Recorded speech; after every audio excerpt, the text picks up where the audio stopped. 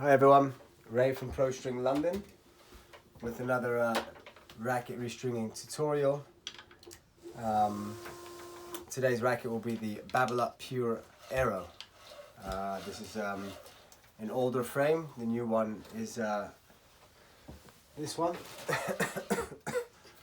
Well, this is the 98, but the paint job is exactly the same as the 100 square inch. This is 98 square inch, the Alcaraz racket, and the other one is also 100 square inch, as this one is. So Babolat Pure Aero, 100 square inch, 300 grams. The client wants a multi-filament string, which we'll happily give him. Just going to grab the string and commence. So it's a 16-19 racket, 16 mains by 19 crosses. Pretty easy, straightforward stringing pattern. I am teaching someone how to string while I do this, which is fine in theory. He's just on his 4th racket, not of the day, but in total. So remember, just push that string up, get it out of your way. The top string, the one that hasn't been pulled yet.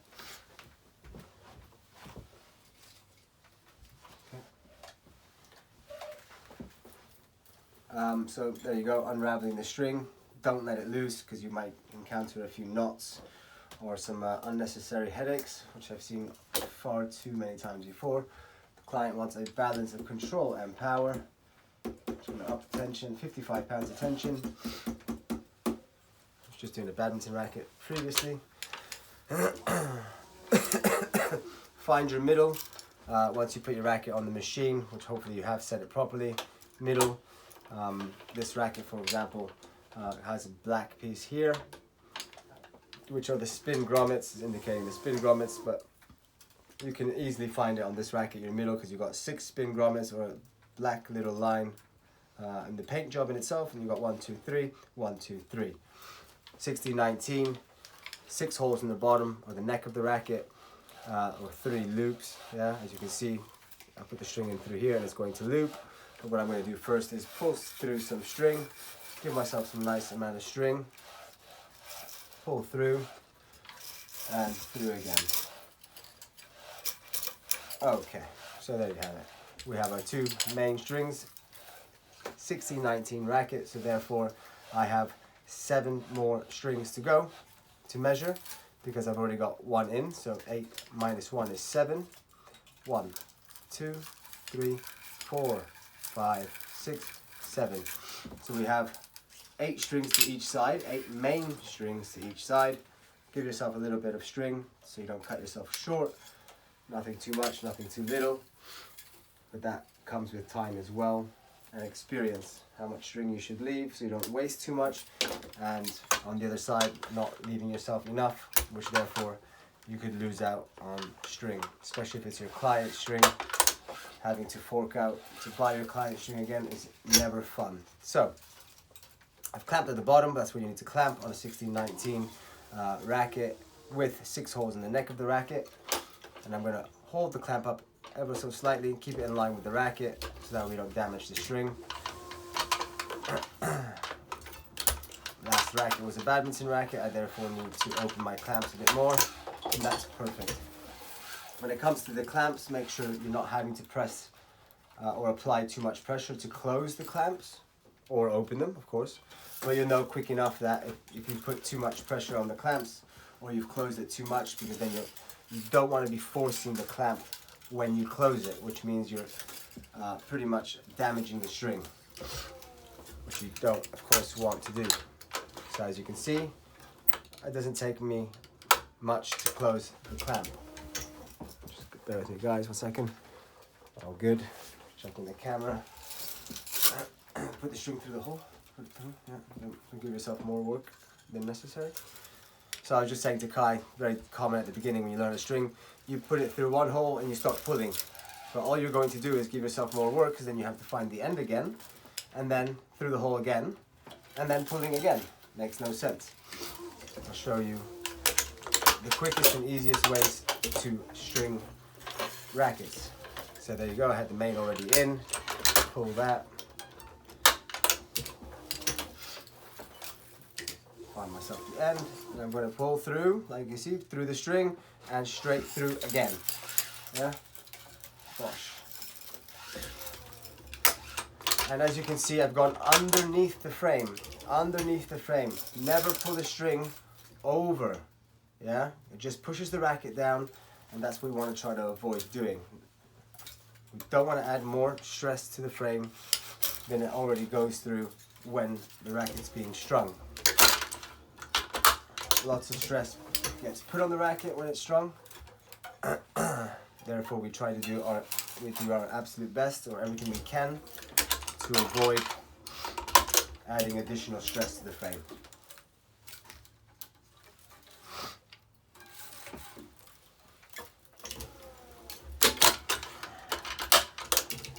So remember, when you left hand or your right hand, yeah, exactly. Very important. So as you've seen, I've gone 3 to each side. Once you do 3 to each side, you then bump it up to 6 on each side.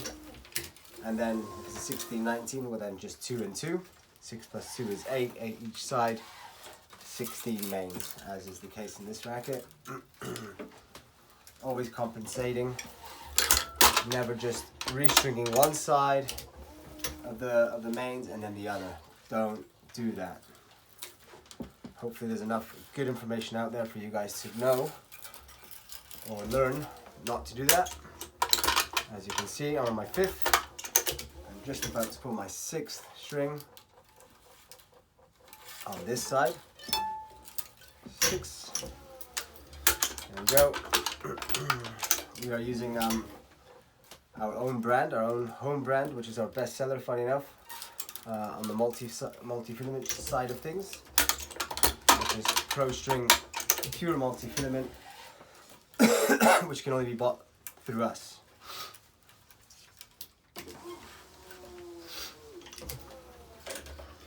Very nice string to play with. I have upped the tension on my last string. 15%, 15 to 20% is the recommended tension that you're going to add to your final string. Right, so the string's not in there, bro. No. So you need the tension head to come back. Right, so that goes back into place. Wrap it around. Put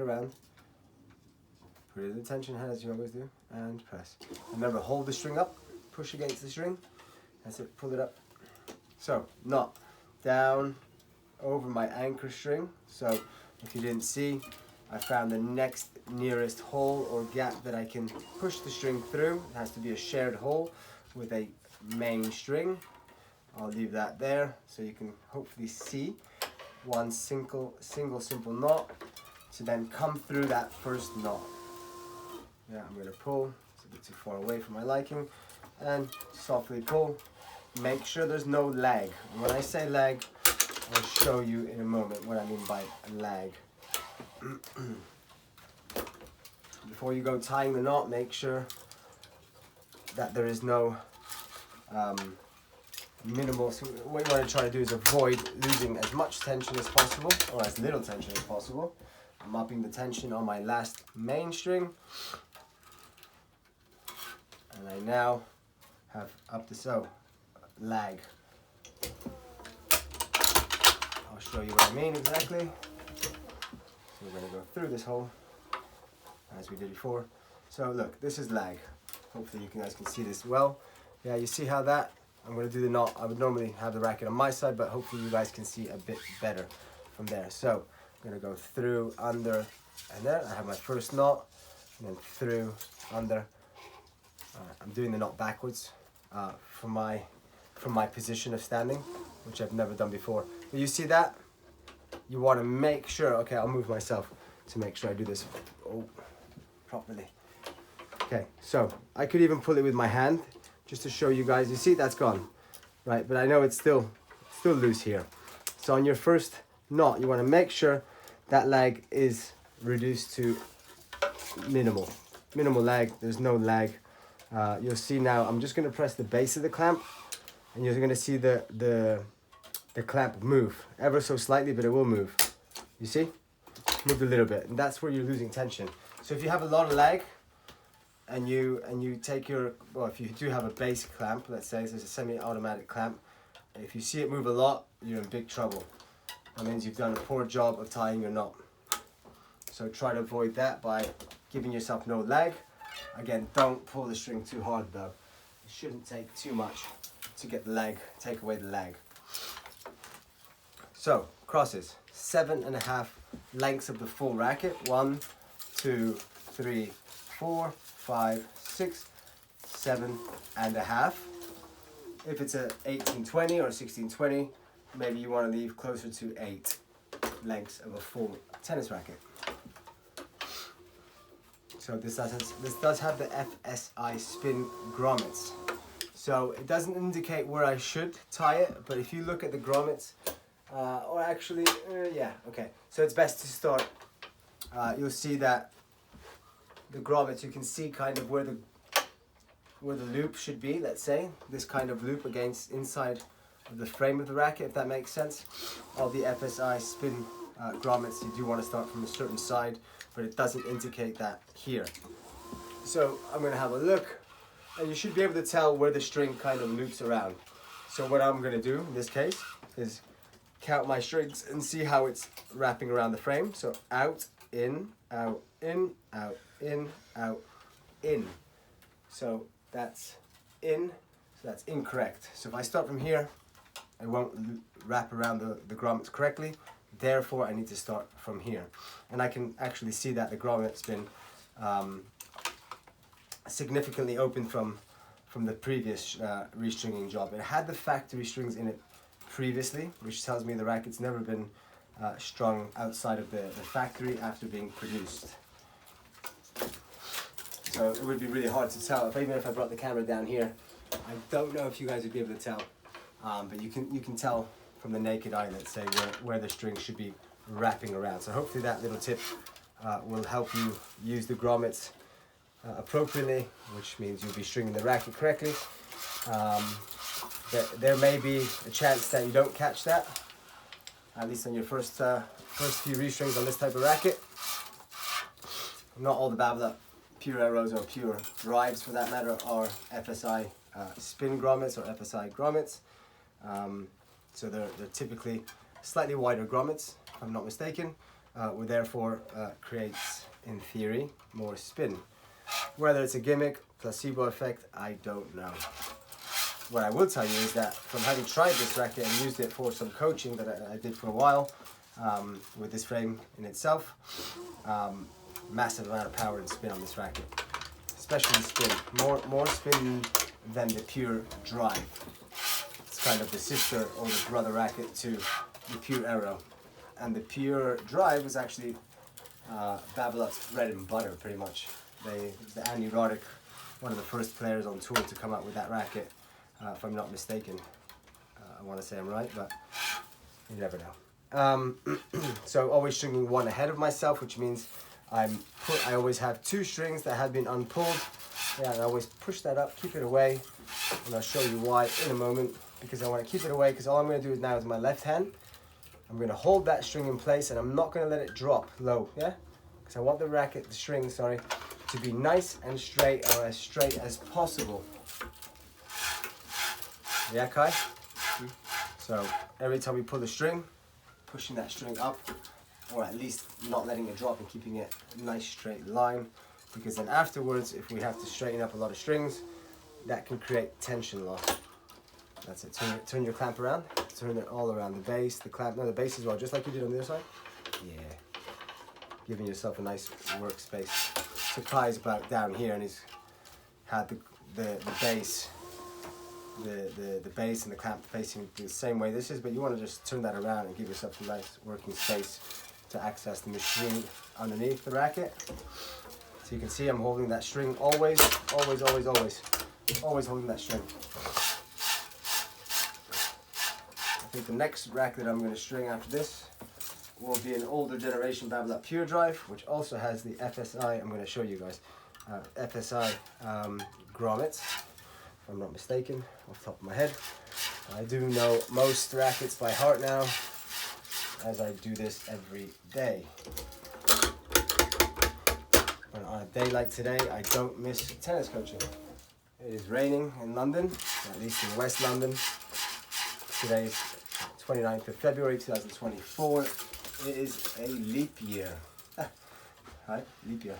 29, there's only 28 days in February normally. Yeah? Yeah. But not this year. It'll be every 4 years is a leap year. Not necessarily a stringing conversation there, but hey, why not? There you go, holding the string up. Did you hold the string up, Kai? Push it up if you haven't.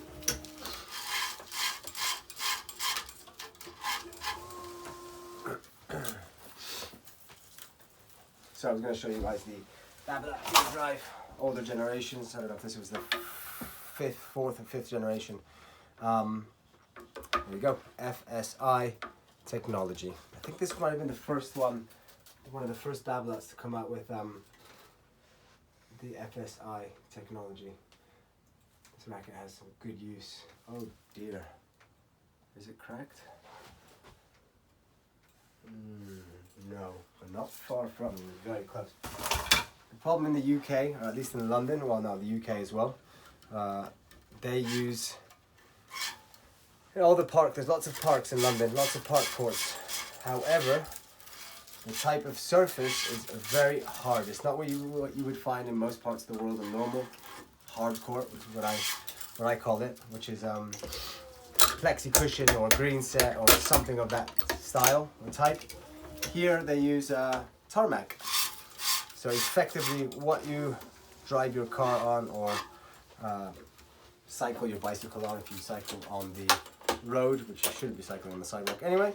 But it's a very hard surface, very hard, very bad for your knees, very bad for your back. But that seems to be all the parks in London and the UK, because I have played outside of London and that seems to be the way. Cheap courts, LTA, sorry LTA, don't invest money into their tennis courts. It's just it's appalling. Yeah. One of the richest tennis federations, to not say the richest. How many hundreds of millions they make every Wimbledon. Of course they have overheads, of course, like every business. However, very poor calls and decisions they do make. They want to maximize profits instead of charging, let people pay a little bit more for their courts. But at least you're educating people on the right things, giving them good courts, as to keeping them to crappy courts. It's not very motivating to go play on that type of court, especially if you're a good tennis player. However, it is what it is, unless you're willing to go find them, which you can. In West London, there's a little club called King's Tennis Centre. We've got Virgin Active Riverside as well, that has proper tennis courts.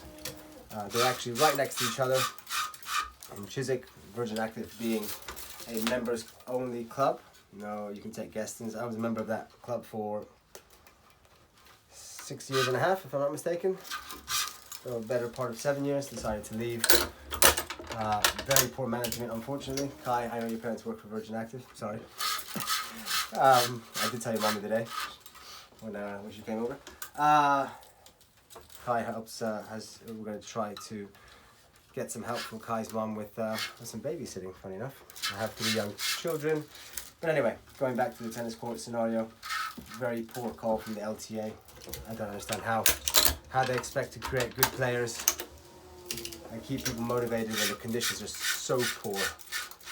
The NTC in London, in Royhampton, where the qualifying rounds of Wimbledon are played on the grass courts behind the club, which you can't really see from the roads, has great facilities, but they're closed doors.